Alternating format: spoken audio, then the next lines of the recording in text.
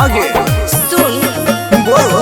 करे छो हिरनदारी छोरा कोइर जे तो भारी हेर बने में तू सूटर लाई त चोइल जे भी भीतर जिला खगड़िया में नाम चलेगे